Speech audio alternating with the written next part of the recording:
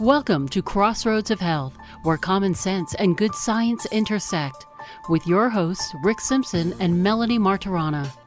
And now it's time for Crossroads of Health.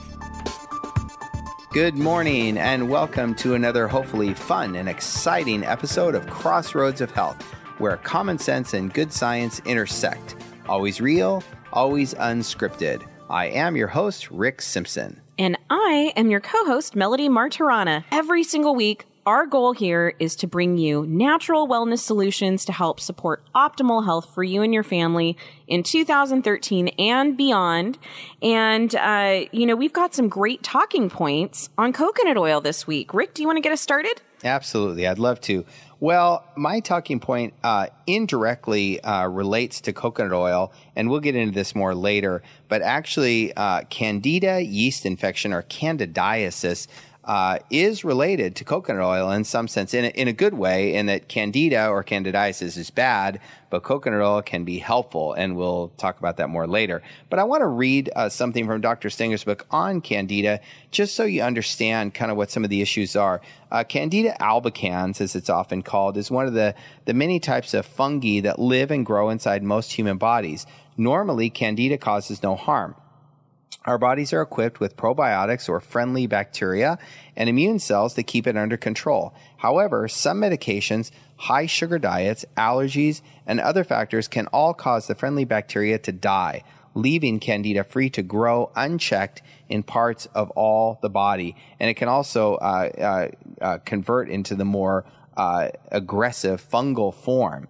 The medical name for this overgrowth is candidiasis, but most people know the condition as either thrush or as a yeast infection. Thrush is marked by soft white patches in the oral cavity around the anus or on the skin. It most often appears in babies and in the elderly, but people with seriously compromised immune systems, such as those who have AIDS or who are undergoing chemotherapy, are also quite vulnerable.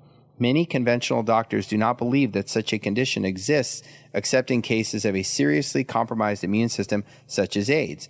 Our view is different, that is Dr. Stengler and the doctors at his clinic, and we find that many people with chronic fatigue and other chronic health conditions have problems with yeast overgrowth.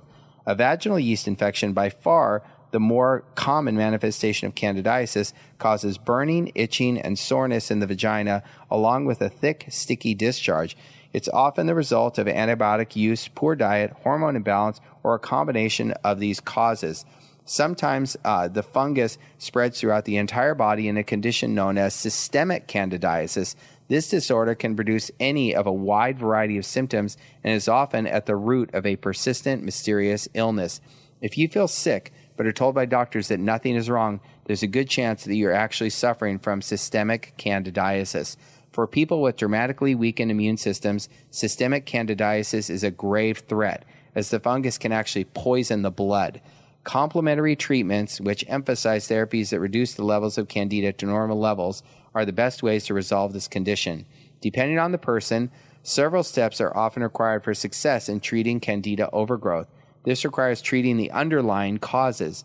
One of the obvious steps is to eliminate or cut down on simple sugars and alcohol and other things which feed the yeast. Also, direct therapy that destroys Candida works to assist the body in getting Candida levels down to a controllable level.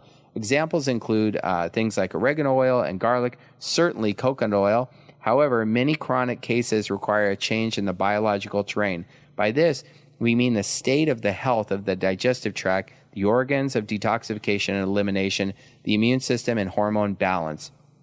In particular, one often needs to improve digestion and elimination.